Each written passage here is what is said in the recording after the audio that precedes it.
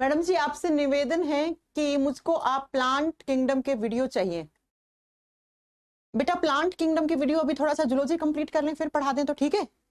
हाँ जी, रोशन कह रहे हैं जॉइंट नहीं पढ़ाया। जॉइंट पढ़ाएंगे, हमें पता है बेटा, हमें सब पता है क्या पढ़ाया क्या नहीं पढ़ाया। जॉइंट एक क्लास का 35 से 40 मिनट का चैप्टर करवा देंगे कभी भी। चलो राम राम बेटा, राम राम। हाँ जी, आ जाइए फिर अपनी आज की क्लास स्टार्ट करते हैं। कल आपकी क्लास नहीं हो पाई थी, कल थोड़ा सही नहीं लग रहा था तबियत में, इसलिए चलो इसलिए कल क्लास नहीं हुई थी। लेकिन मैम क्लास रो रो के चल रही है। सोनू कुमार रोती भी है क्या क्लास? हाँ चलो आ जाओ, सब स्टार्ट, सबसे ठीक है। टाइम कैसे कैसे रखा हुआ है? टाइम बेटा मोहम्मद समीर या एम समीर, आप लोगों ने तो कहा था ये टाइम रखने के लिए। भैया तुम लोग मेरे को क्यों ब्लेम कर रहे हो? हाँ जी चलो फिर स्टार्ट करें। कल क्लास नहीं हो पाई थी, कल मेरी थोड़ी तबियत खराब थी, तो जो कल नहीं हुई थी उसको हम कल रखेंगे। कल सैटरडे है, वैसे सैटरडे को क्लास नहीं होती है, लेकिन मैंने एक दिन बीच में छुट्टी करी तो आपकी कल क्लास होगी। कल भी आपकी क्लास होगी। कल शायद आपका ये चैप्टर फिनिश हो जाएगा, है ना? कोशिश करेंगे ठीक है बेटा कि कल हम ये चैप्टर फिनिश करने की कोशिश करेंगे। चलो मैम आज पूरा 10 दिन के बाद आपकी क्लास करने आया हूँ। पिछली क्लासेस सब पढ़ ली हैं। अखिल, आपका नाम नया लग रहा है मुझे। चलो भाई आज की क्लास स्टार्ट करते हैं। हम लास्ट क्लास में 3 ग्रंथियां पढ़ चुके थे। हम कौन सा चैप्टर पढ़ रहे हैं? एंडोक्राइन सिस्टम, जिसको हम अंतःस्रावी तंत्र कहते हैं। एंडोक्राइन सिस्टम में टोटल 9 अंतःस्रावी ग्रंथियां होती हैं, जिसमें से हमने कौन कौन सा पढ़ा? हमने 1 नंबर पे पढ़ ली थी आपकी कौन सी? थायराइड, पैराथायराइड, थाइमस, और 4 नंबर पे हमें आज पेनक्रियाज, अग्नाशय पढ़ना है। अग्नाशय के बारे में जब बात करते हैं, अग्नाशय होता कहां है? तो ये एब्डोमिनल कैविटी में होता है। एब्डोमिनल कैविटी क्या होती है बच्चों? किसको बोलते हैं एब्डोमिनल कैविटी? मैम इसको जहां पर हमारा चेस्ट वाला पार्ट खत्म होता है और पेट वाला पार्ट शुरू हो जाता है, उसको हम एब्डोमिनल कैविटी, उसको हम उदर गुहा कहते हैं। ये पेनक्रियाज होता कैसा है? ऐसा पेड़ के पत्ते जैसा कुछ ऐसी स्ट्रक्चर होती है पेनक्रियाज की। आपको ऐसे लगेगा कि पेड़ का पत्ता है, ऐसा होता है बच्चा पेनक्रियाज। ठीक है, पेनक्रियाज अग्नाशय किसके जैसा होता है? लीफ लाइक स्ट्रक्चर होती है, पेड़ के जैसी संरचना, है ना? पेड़ के पत्ते जैसी लीफ, ना पेड़ का पत्ता होता है ना, उसके जैसी स्ट्रक्चर होती है। इस पेनक्रियाज की डिस्कवरी हुई है, इसकी खोज हुई है। और किसने की है इसकी खोज? तो इसकी खोज की थी लैंगर हेंस नाम के साइंटिस्ट ने। लैंगर हेंस नाम के साइंटिस्ट ने पैनक्रियाज की डिस्कवरी की थी बेटा। लैंगर हेंस नाम के साइंटिस्ट ने किसकी खोज की? पैनक्रियाज की। अब पैनक्रियाज के बारे में बहुत सारे क्वेश्चन बनेंगे बेटा, ये मोस्ट इंपॉर्टेंट ग्रंथि है, इसको आप स्टार कर लेना, बहुत क्वेश्चन आते हैं। अच्छा आपको याद है ना, मैंने आपको एक चीज पढ़ाई थी। क्या पढ़ाई थी? मैंने कहा था 3 तरीके की ग्रंथियां होती हैं, एक्सोक्राइन, एंडोक्राइन, मिक्स्ड ग्लैंड। बहिःस्रावी, अंतःस्रावी और तीसरा कौन सा बेटा? मिक्स ग्लैंड यानी मिश्रित ग्रंथि। बच्चा जो ग्रंथि एक्सोक्राइन और एंडोक्राइन दोनों की तरह काम करें उसको हम मिक्स्ड ग्लैंड कहते हैं, उसको हम मिश्रित ग्रंथि कहते हैं। और याद रखिएगा ये जो पैनक्रियाज है ना, ये जो अग्नाशय है, ये हमारे बॉडी में किसकी तरह काम करता है? ये मिक्स्ड ग्लैंड की तरह काम करता है। ये एक मिश्रित ग्रंथि है। कैसी ग्रंथि है बेटा? मिश्रित ग्रंथि है। इसका मतलब मैम ये एक्सोक्राइन और एंडोक्राइन दोनों की तरह काम करता है। हमने इसको मिक्स्ड ग्लैंड क्यों बोला? क्योंकि मैम ये एक्सो प्लस एंडो, अब मैंने शॉर्ट फॉर्म लिखी है, आप पूरा लिख लेना।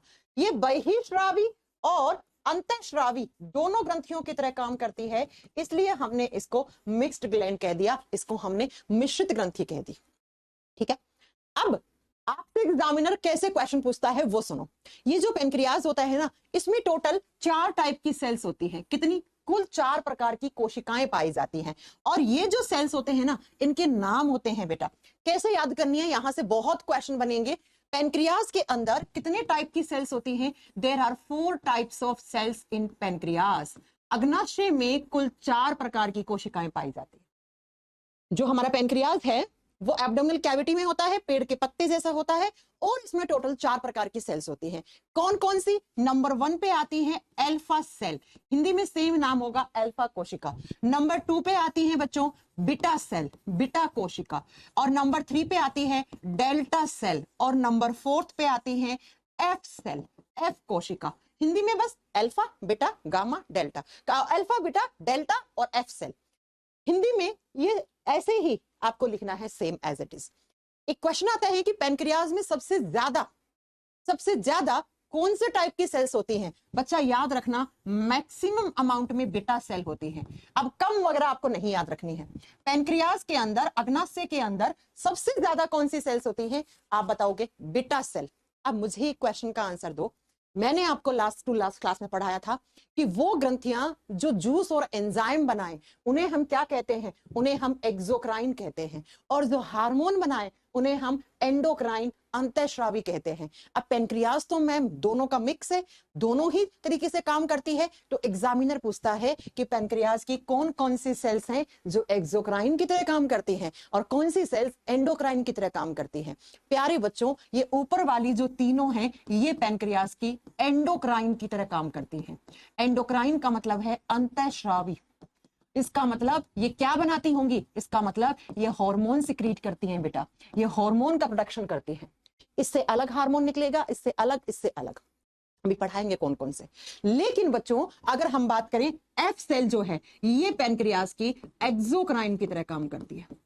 एक्सोक्राइन का मतलब होता है बहिश्रावी, और एक्सोक्राइन क्या होती है? जो या तो जूस बनाए या एंजाइम। तो इस हिस्से से एक जूस बनता है, उस जूस को कहते हैं पैनक्रियाटिक जूस। कौन सा जूस बेटा? पैनक्रियाटिक जूस, हिंदी में बोलते हैं अग्नाशय रस। और इसी रस में क्या पाए जाते हैं? एंजाइम, एंजाइम भी। तो क्वेश्चन कैसे है वो सुनो। पेनक्रियाज की कौन कौन सी सेल्स एंडोक्राइन की तरह काम करती हैं, या मैं ये पूछ लूं पेनक्रियाज की कौन कौन सी कोशिकाएं हैं जो हार्मोन बनाती है, तो आपका आंसर क्या होगा? आपका आंसर क्या होगा बेटा? Alpha, beta, delta. ये तीनों ही क्या बनाती हैं? ये तीनों ही हार्मोन बनाती है। इसका मतलब ये हिस्सा अंतःस्रावी ग्रंथि के अंदर हमें पढ़ना होगा, जो हम अभी पढ़ेंगे। जबकि मैम पेनक्रियाज की एफ कोशिका है वो एक्सोक्राइन की तरह काम करती है। इसका मतलब ये क्या बनाती होगी? ये एक जूस, और कौन सा जूस? पैनक्रियाटिक जूस, अग्नाशय रस। अब ये जूस और एंजाइम तो हम कब पढ़ेंगे? जब हम डाइजेस्टिव सिस्टम में पढ़ेंगे, ठीक है ना? ये हम कहां पे आप बताओगे? ये डाइजेस्टिव सिस्टम में। हम यहां पे क्या पढ़ेंगे? हम यहां पे अल्फा से कौन सा हार्मोन, बीटा से कौन सा, और डेल्टा से कौन सा हार्मोन बनता है, ये हमें अभी पढ़ना है। ये हमें अभी पढ़ना है। तो जरा लिखेंगे, सबसे पहले लिखेंगे बीटा सेल। एफ सेल यहां नहीं पढ़ाऊंगी। एफ सेल कहां पढ़ाऊंगी? जब डाइजेस्टिव सिस्टम पढ़ाऊंगी, जब पाचन तंत्र पढ़ाऊंगी, वहां पे पढ़ाऊंगी कि पेनक्रियाज की एफ सेल पैनक्रियाटिक जूस बनाती है। पैनक्रियाटिक जूस क्या होता है? अग्नाशय रस। उस रस के अंदर एंजाइम होते हैं, और एंजाइम तो डाइजेशन करवाते हैं, तो हम डाइजेस्टिव सिस्टम में पढ़ेंगे। ये हम यहां पढ़ने वाले हैं। तो सबसे पहले लिखेंगे पेनक्रियाज की बीटा सेल। बीटा सेल हम पहले पढ़ेंगे, जो सबसे ज्यादा होती है।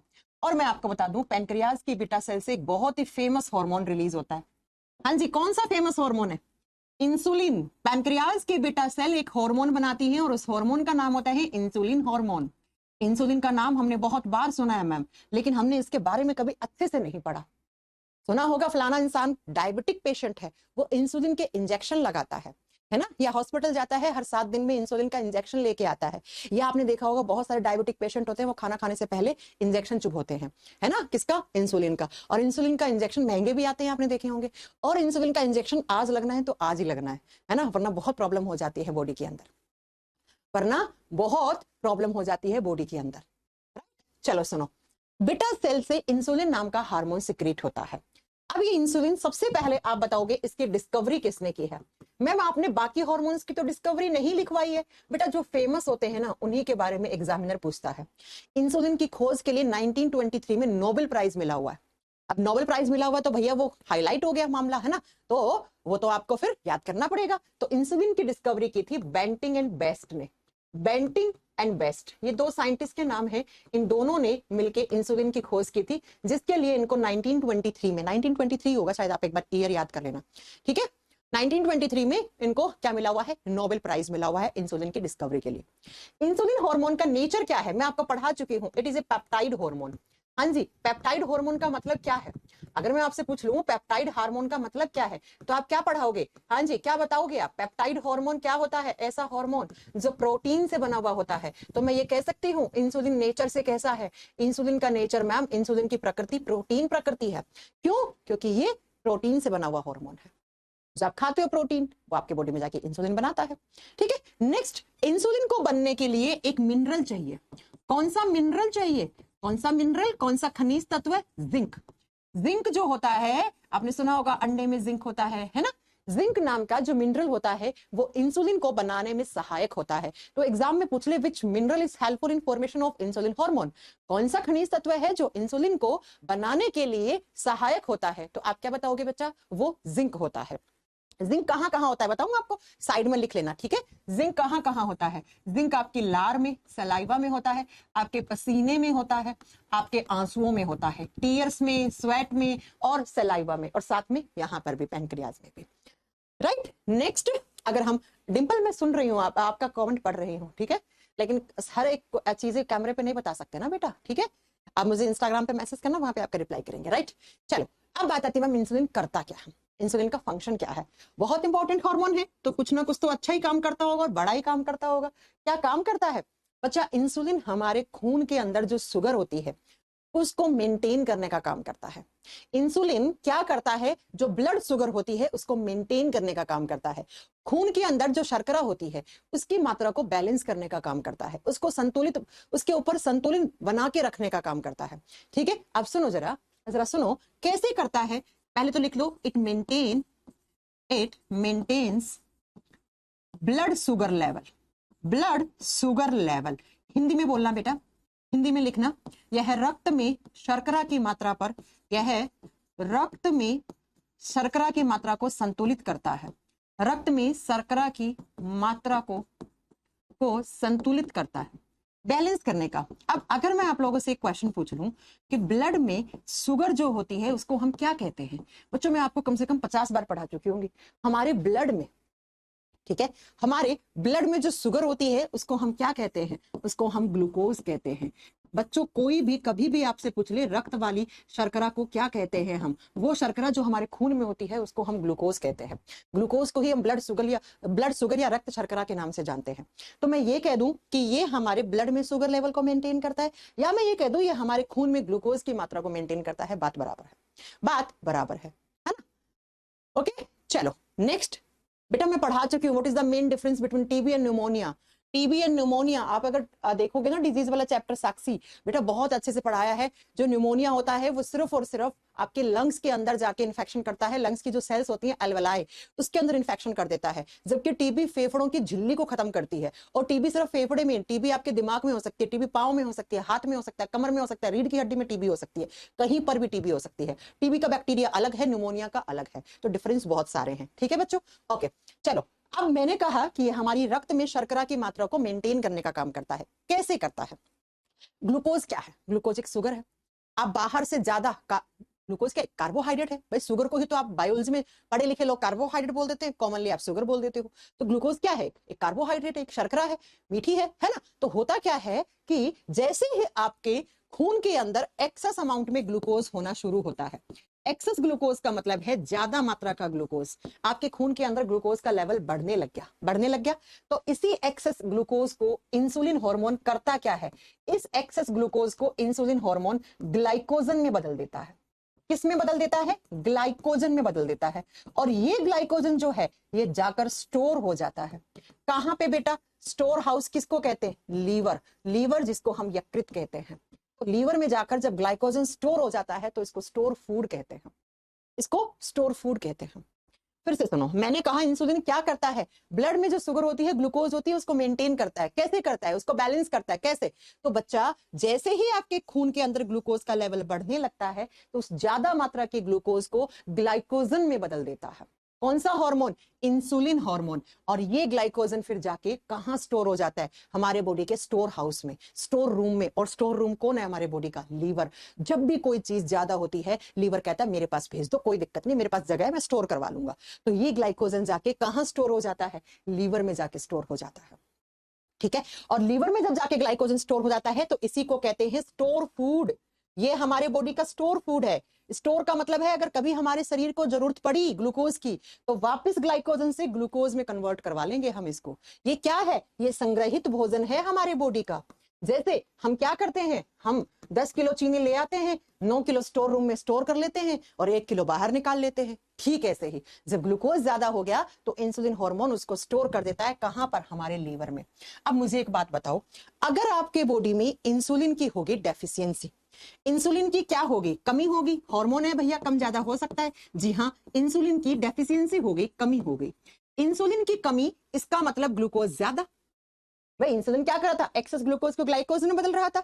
अब इंसुलिन की कमी होगी, इसका मतलब क्या हो गया? ग्लूकोज का लेवल बढ़ गया, ग्लूकोज ज्यादा, इंक्रीज का सिंबल लगाया मैंने। और जब ग्लूकोज ज्यादा होता है इस कंडीशन को हाइपरग्लाइसेमिया कहते हैं। हाइपरग्लाइसेमिया एक कंडीशन है, हाइपर का मतलब हमेशा ज्यादा होता है, ग्लाइसेमिया का मतलब है ग्लूकोज लेवल बढ़ गया। और ये हाइपरग्लाइसेमिया अगर बहुत दिनों तक रहेगा तो डॉक्टर कहेगा आपको क्या हो गया है, आपको तो भैया डायबिटीज हो गया है, आपको मधुमेह रोग हो गया है, जिसको आप आम भाषा में बोलते हो फलाना इंसान को शुगर की बीमारी है। इस शुगर को डॉक्टर्स हाइपरग्लाइसेमिया कहते हैं। आई बात समझ में?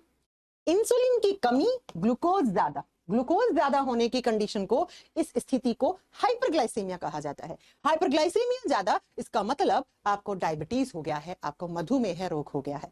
अब आपके बॉडी में ग्लूकोज पहले से ज्यादा है, अब आपको बाहर से चीनी, आपको शुगर, आपको ग्लूकोज, फ्रक्टोज, माल्टोज, आपको मिठाइयां, आपको शरबत या मिठाई से बनी हुई चीजें आपको अवॉइड करनी है, नहीं खानी है।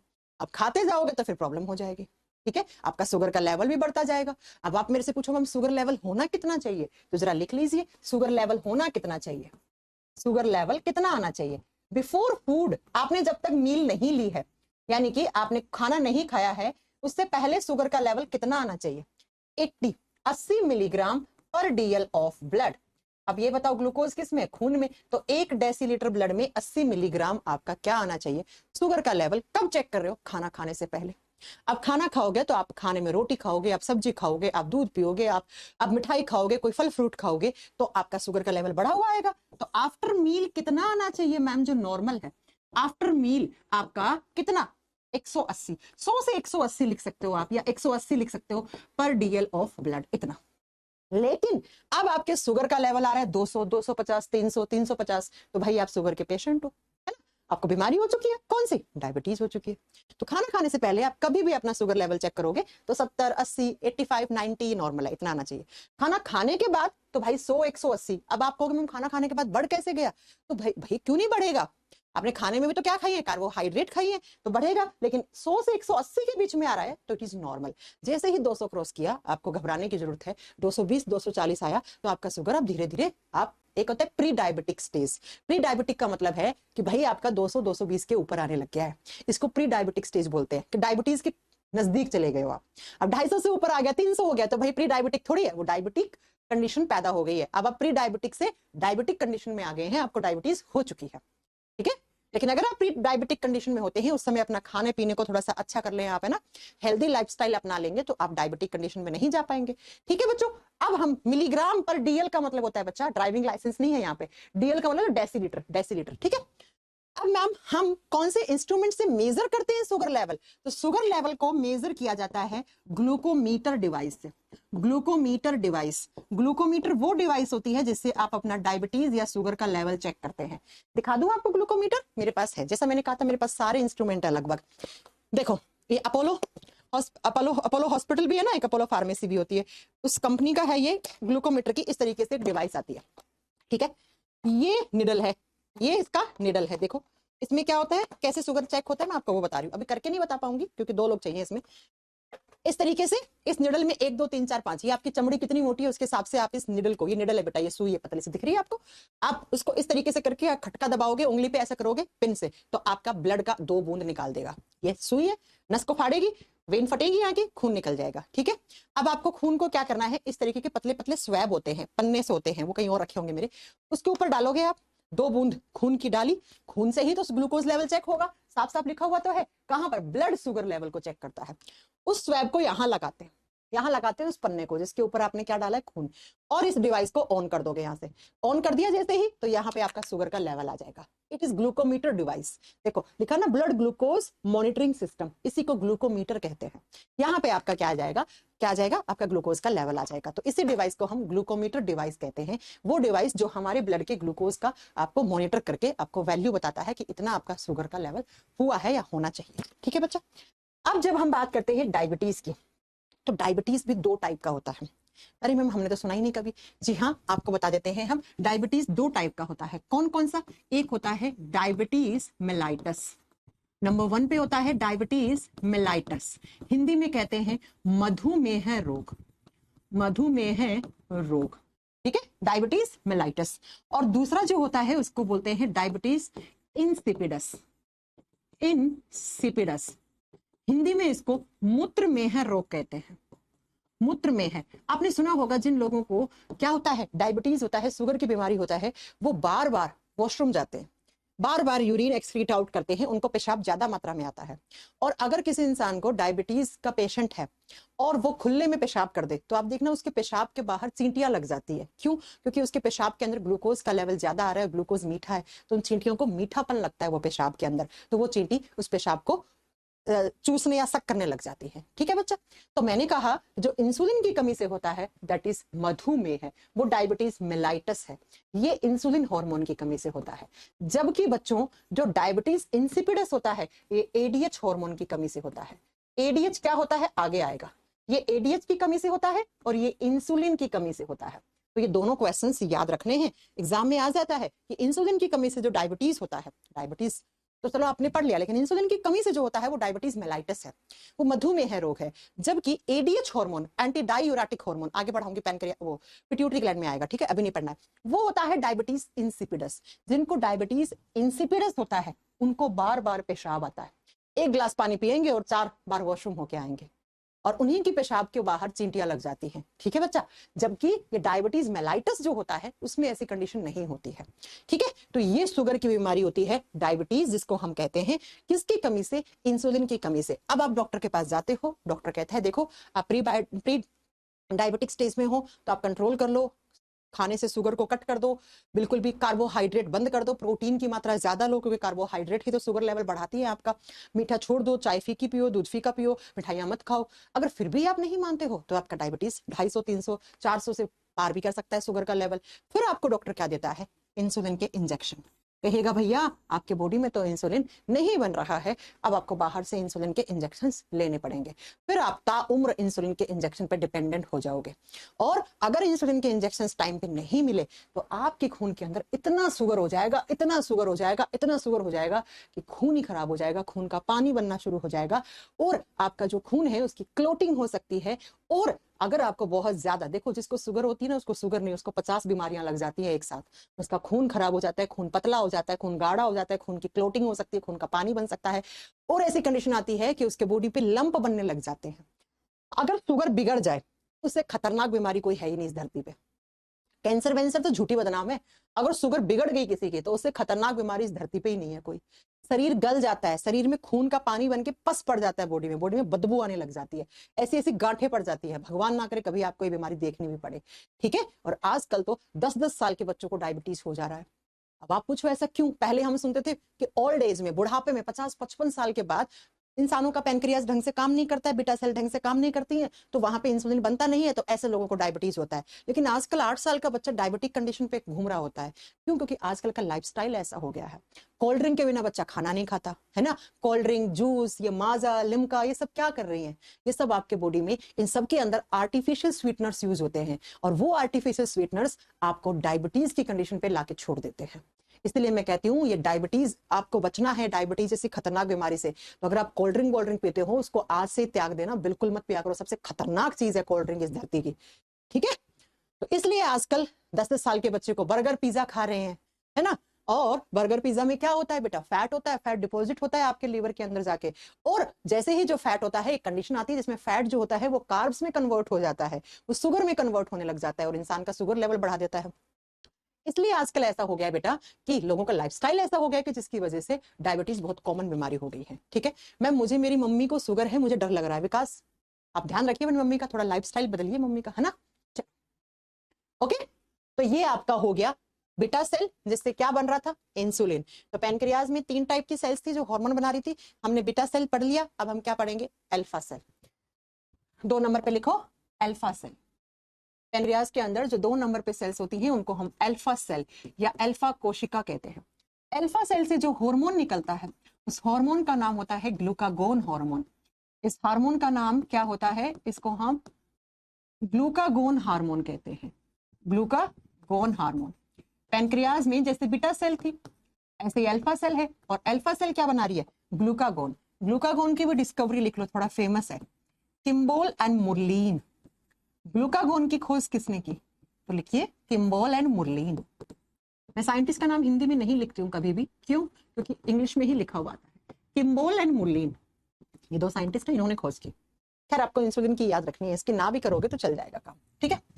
अब क्या करता है ग्लूकागोन? नाम से क्लियर है, ग्लूका, है ना, ग्लूकोज मैम हमारे दादाजी को 10 साल से ज्यादा हो गया है, डायबिटीज हुए। दादाजी को तो चलो भैया उम्र हो गई है, लेकिन 10-10 साल, 15-15 साल, 20-25, 30-35 साल के लोगों को डायबिटीज हो रहा है, तो खतरनाक है ना। सुनिए, जो काम इंसुलिन ने करा था उसी का जस्ट उल्टा ये हार्मोन काम करता है। अच्छा, इंसुलिन ने क्या किया? इंसुलिन ने किया मैम, पिछली स्लाइड पे चलते हैं। जब हमारे बॉडी में ग्लूकोज की ज्यादा मात्रा आ गई तो उस ग्लूकोज को किस में बदल दिया? इंसुलिन ने उस ग्लूकोज को ग्लाइकोजन में बदल दिया। ये काम है, ठीक है। अब बच्चों, जैसे ग्लूकोज ज्यादा हो सकता है, ऐसे किसी दिन आपके बॉडी में ग्लूकोज की कमी भी तो हो सकती है ना। जी हाँ, लेकिन मैम हमेशा ग्लूकोज की कमी नहीं रहती है, हमेशा थोड़ी ना ग्लूकोज की कमी होती है। मान लो नवरात्रे आ गए या रोजे आ गए, है ना, आपने 9 दिन नवरात्रा रखा और 9 दिन आपने खाना नहीं खाया। खाना नहीं खाया तो बाहर से क्या नहीं खाया? कार्बोहाइड्रेट नहीं खाई। कार्बोहाइड्रेट नहीं खाई तो आपके बॉडी में ग्लूकोज का लेवल कम हो गया। ग्लूकोज क्या है? वो शुगर जो टूटेगी और टूटने के बाद क्या आपको एनर्जी मिलेगी। अरे आप सब लोग जानते हो कि ग्लूकोज को ऑक्सीजन तोड़ता है, और तोड़ने से क्या बनता है? इसके टूटने से CO2 plus H2O plus energy बनता है। तो आपने 9 दिन फास्ट रखा तो आपने बाहर से खाना नहीं खाया, बाहर से खाना नहीं खाया तो आपके बॉडी के अंदर जो ग्लूकोज है उसी से तो काम चलाना पड़ेगा आपको, क्योंकि इसी ग्लूकोज से तो आपकी सेल्स, आपके टिश्यूज, आपके बॉडी में एनर्जी, ऊर्जा जा रही है। अब आप बाहर से कुछ खा नहीं रहे हो और जिंदा रहना चाहते हो, तो आपका बॉडी क्या करेगा? आपका बॉडी कहेगा, हाँ जी भैया लीवर जी, आपके पास क्या स्टोर है? ग्लाइकोजन है कि नहीं है? लीवर कहेगा हाँ है। तो इस ग्लाइकोजन को किस में कन्वर्ट करवाओ? ग्लूकोज में। बाहर से नहीं आ रहा कुछ भी ग्लूकोज ग्लूकोज, तो जो अंदर ही स्टोर फूड है उसी से काम चलाओ। इसीलिए इस हार्मोन को ना फास्टिंग हार्मोन कहते हैं, पता है आपको? फास्टिंग का मतलब होता है व्रत, व्रत वाला हार्मोन। ये कब निकलता है? ये उसी कंडीशन में निकलता है जब आप बाहर से खाना नहीं खा रहे हो। कि लड़ाई होगी, 3 दिन से खाना नहीं खा रहे हो, लेकिन मरे तो नहीं हो ना, आपके सेल्स, टिश्यूज, ऑर्गन्स तो दिन रात काम कर रहे हैं। आप गुस्सा हो, आपका लीवर, आपका हार्ट थोड़ी ना गुस्सा है किसी से, उसे तो एनर्जी चाहिए। तो आप बाहर से गुस्सा हो, लेकिन आपका इंटरनल सिस्टम तो काम कर रहा है ना, तभी तो जिंदा हो, राइट।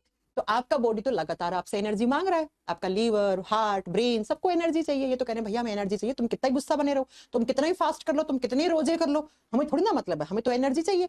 तो क्या होता है, इसी को हम फास्टिंग हार्मोन कहते हैं, व्रत वाला हार्मोन। कि भैया जब बाहर से आप कुछ नहीं खा रहे हो ना, उस समय आपके बॉडी में जो ग्लूकोज है उसी से काम चलाना है। और बॉडी में तो ग्लूकोज था मैम, वो किसकी फॉर्म में था? वो ग्लाइकोजन की फॉर्म में था। तो ये हार्मोन क्या करता है? वो इस ग्लाइकोजन को बदल देता है, किसकी फॉर्म में? ग्लूकोज की फॉर्म में। कौन सा हार्मोन? Glucagon hormone. मैंने कहा ना, नाम देखो इसका, ग्लूकागोन। ग्लूकोज से संबंधित लग रहा है ना आपको? तो ग्लाइकोजन जो है उसको बदल देता है ग्लूकोज में। तो ग्लूकोज आ गया आपके ब्लड में, अब ये ग्लूकोज टूटेगा, टूटने से एनर्जी आएगी, उसी एनर्जी से आपका बॉडी काम चला लेगा भैया। कब तक? जब तक आप बाहर से नहीं खा रहे हो।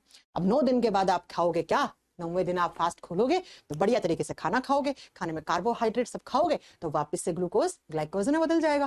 फिर कभी ऐसी इमरजेंसी कंडीशन लगी कि गुस्सा हो गए, फिर बाहर से खाना नहीं खा रहे, तो फिर क्या होगा? लीवर के पास जो ग्लाइकोजन है उसको ग्लूकागोन ग्लूकोज में बदल देगा, ठीक है। तो कभी कभी कुछ बुक्स वाले इसको इमरजेंसी हार्मोन बोल देते हैं, लेकिन कैसी इमरजेंसी वो समझो, जब आप बाहर से खाना नहीं खा रहे हो, फास्टिंग मोड पे आपका बॉडी, उस टाइप की इमरजेंसी।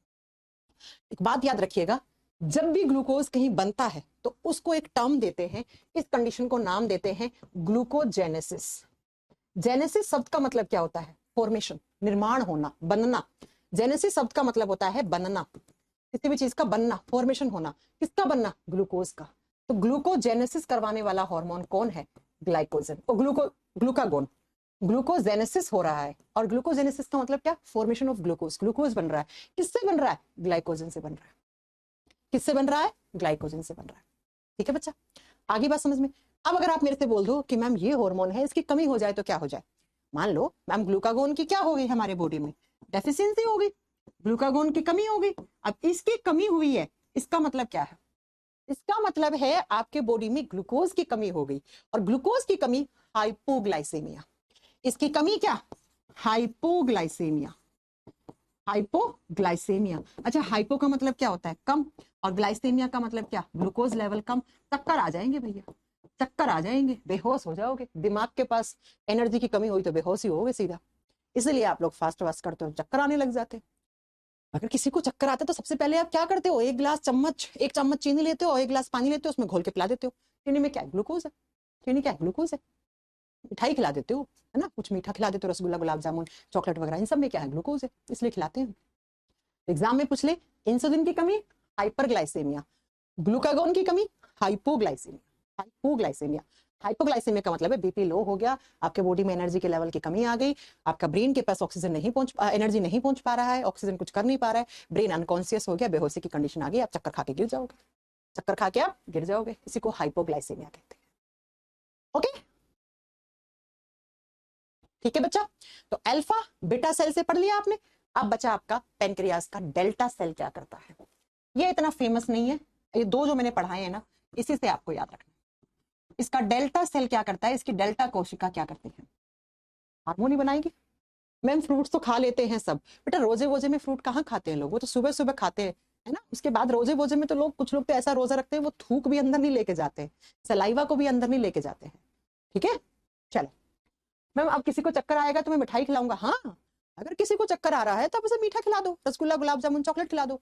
चॉकलेट से सबसे ज्यादा एनर्जी आती है, पता है आपको। इंस्टेंट एनर्जी लेनी है, आप डेयरी मिल्क या फिर कोई भी चॉकलेट खिला दो आप, बिकॉज उसके अंदर भर भर के चीनी भरी हुई है, भर भर के चीनी भरी हुई है, तो उसको इंस्टेंटली उसको एनर्जी मिल जाएगी। बिल्कुल है, आप कर सकते हैं। चलो सुनो, डेल्टा सेल कौन सा हार्मोन बनाता है, डेल्टा सेल से हार्मोन बनता है, इस हार्मोन को कहते हैं somatostatin. Somatostatin, somatostatin hormone, somatostatin hormone किसने बनाया, पेनक्रियाज ने। क्या करता है इस हार्मोन का जो काम है वो पहले ही पढ़ा चुकी हूँ। ये हमारे बीएमआर को रेगुलेट करता है। अरे मैम बीएमआर तो हमने पढ़ा सा लग रहा है। जी हाँ, बीएमआर का फुल फॉर्म क्या था, बेसल मेटाबॉलिक रेट, आधार उपापचयी दर। और बीएमआर को रेगुलेट थायराइड हार्मोन्स भी करते हैं और सोमैटोस्टैटिन हार्मोन भी करता है। तो आप लिखोगे इट रेगुलेट्स बीएमआर, यह है आधार उपापचयी दर को नियंत्रित करके रखता है। और बीएमआर को इससे पहले हमने पढ़ा था थायराइड हार्मोन्स भी बैलेंस करते हैं। जी हाँ, ये दोनों ही हार्मोन का काम होता है बीएमआर को रेगुलेट करना। कौन कौन से, थायराइड हार्मोन्स और सोमैटोस्टैटिन हार्मोन। लालाराम कह रहे हैं आप डाउट क्यों नहीं देखती, कहाँ है डाउट, मुझे तो कोई डाउट अभी तक नहीं दिखा कमेंट सेक्शन में। अच्छा कैसे क्वेश्चन पूछेगा, तो कौन कौन से दो हार्मोन हैं जो बीएमआर को कंट्रोल करते हैं, थायराइड और सोमैटोस्टैटिन। या वो कौन कौन सी ग्रंथियां हैं जो बीएमआर को कंट्रोल करने का काम करती हैं, thyroid gland and pancreas. Pancreas की कौन सी सेल्स, डेल्टा सेल।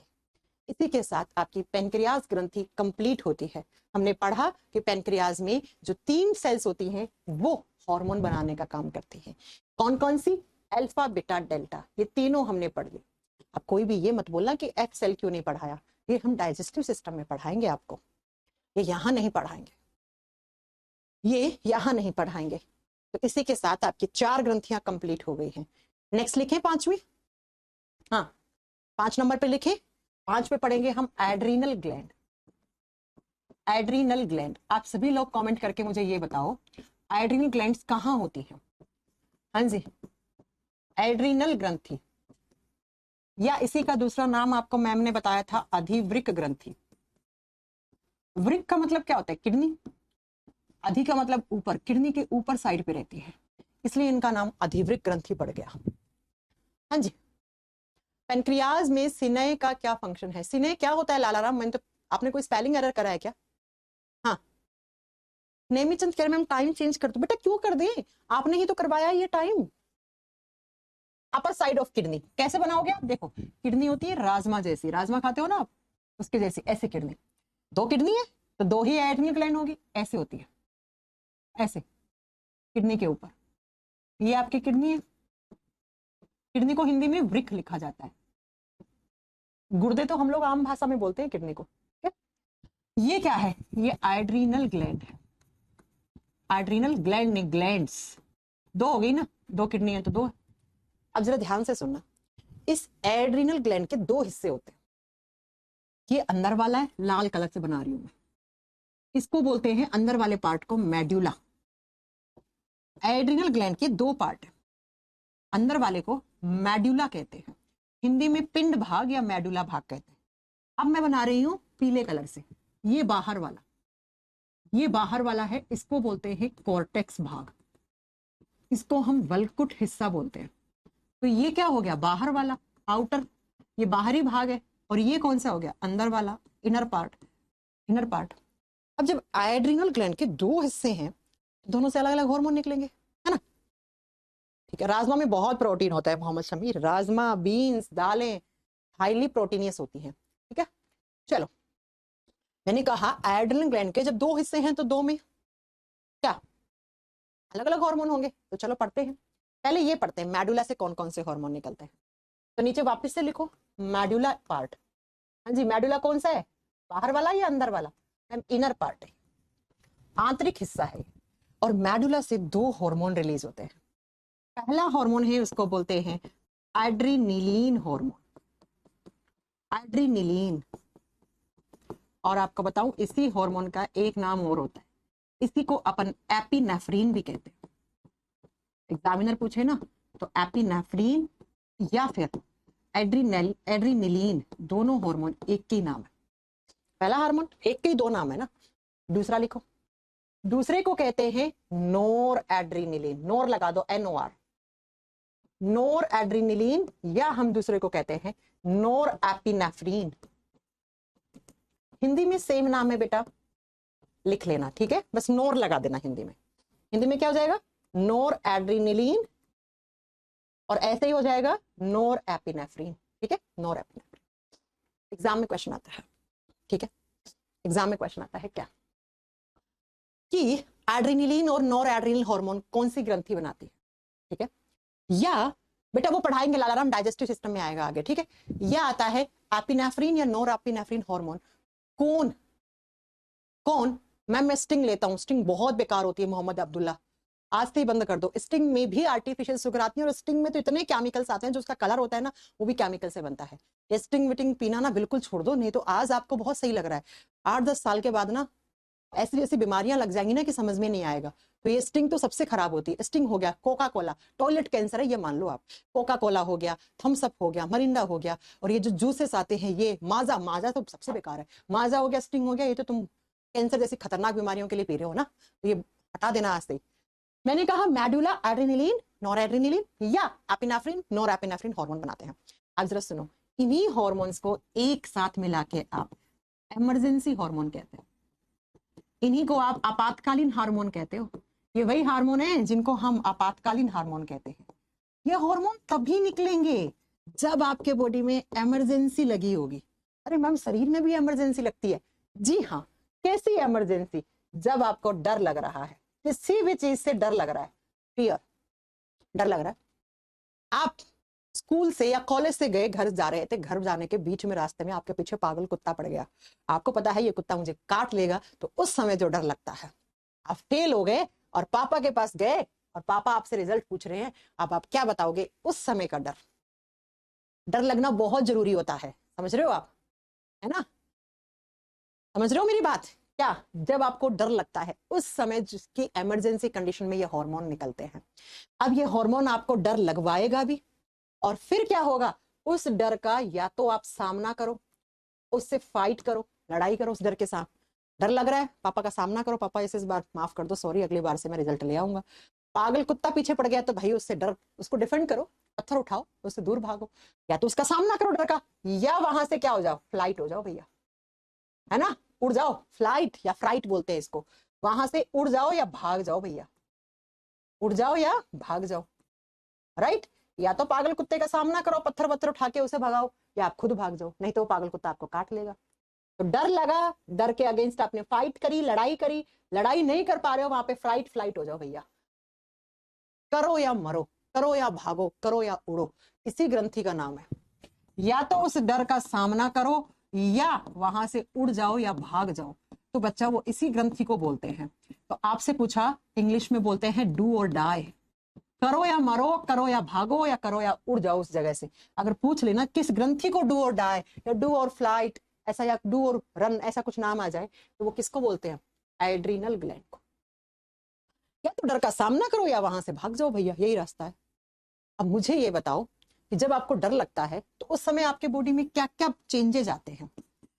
जब आपको डर लगता है तो कुछ तो अलग होता होगा, कुछ तो बदलाव आते होंगे, उन्हीं बदलाव को बायोलॉजिकल चेंजेस कहते हैं, उन्हीं को जैविक बदलाव कहते हैं। डर लगता है तो क्या क्या होता है बेटा? हाँ जी, पसीना आता है, हाँ जी, स्वेटिंग बढ़ जाती है, पसीना बहुत ज्यादा आता है, हाँ जी। नेक्स्ट, रोंगटे खड़े हो जाते हैं मैम, है ना, गूस बम्स आ जाते हैं, जी हाँ। गूस बम्स का मतलब होता है बच्चा, गूस बम्स का मतलब होता है रोंगटे खड़े होना। रोंगटे खड़े हो गए, जी हाँ।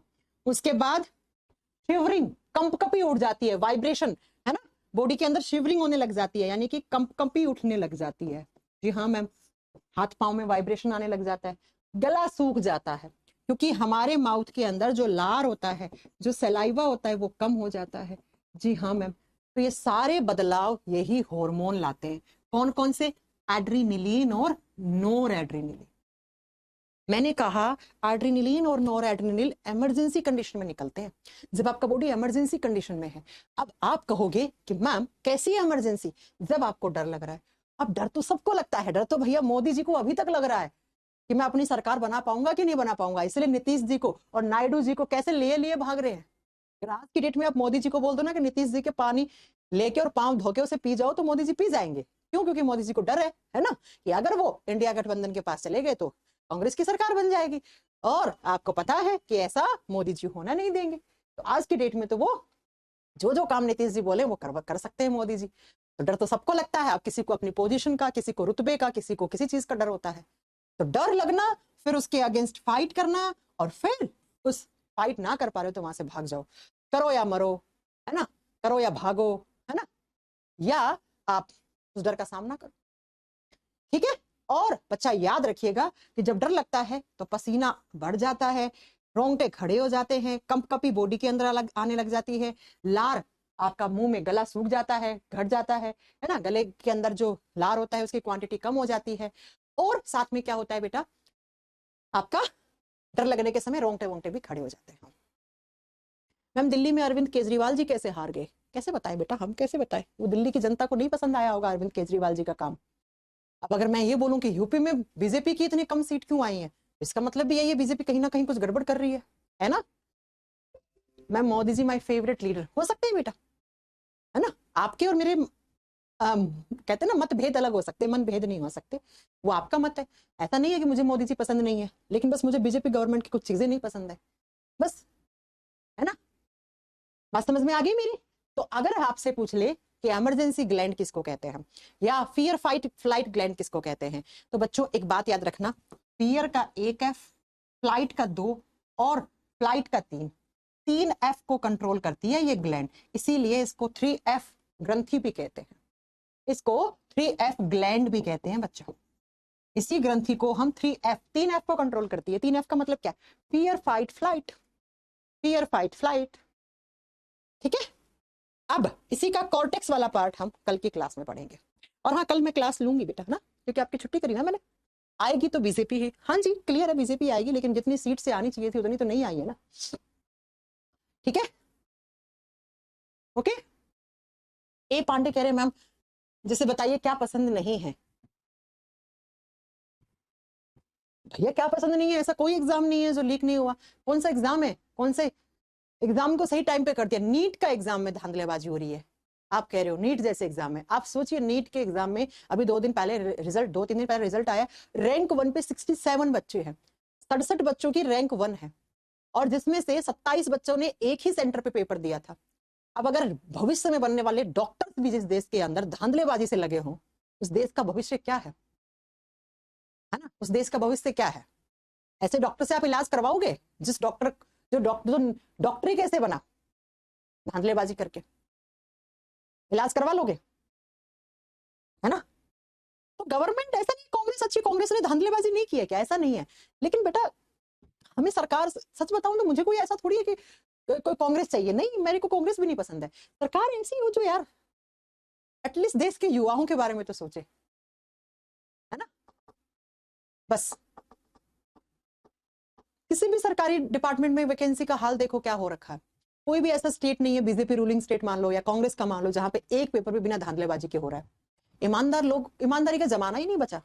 तो मुझे बस ये चीजें खराब है, जैसे मोदी जी ने 2 करोड़ लोगों को रोजगार देने का बोला था, रोजगार छोड़ो, जितनी वैकेंसी निकली थी वो भी ढंग से पेपर कंडक्ट नहीं करवा पा रहे हैं, तो कोई पेपर लीक होने वालों के खिलाफ कोई स्ट्रिक्ट लॉ नहीं बना रहे हैं, तो मुझे इन चीजों से प्रॉब्लम है। तो ये चीज अगर कांग्रेस भी नहीं करेगी ठीक, तो कांग्रेस से प्रॉब्लम है। अब आप कहोगे मैम आप कांग्रेस को फेवर कर रही है क्या? ऐसा नहीं है भाई, जो सरकार में है जो सत्ता चला रहे हैं हम उनसे ही तो क्वेश्चन करेंगे। बीजेपी है सरकार तो उसी से तो क्वेश्चन होंगे, कांग्रेस से थोड़ी करेंगे हम क्वेश्चन। अगर कांग्रेस आगे वो ना करेगी तो हमें कांग्रेस खराब लगने लग जाएगी। तो वैसा नहीं है कि कोई भी सरकार खराब या सही है, लेकिन मुझे ऐसा लगता है कि बीजेपी सरकार बहुत अच्छा कर सकती थी। रोजगार पे पिछले 7 साल में बीजेपी सरकार ने 5 मिनट भी बैठ के नहीं सोचा। बस मेरी ये प्रॉब्लम है। देश में बेरोजगारी की हालत देखो आप क्या हो रखी है।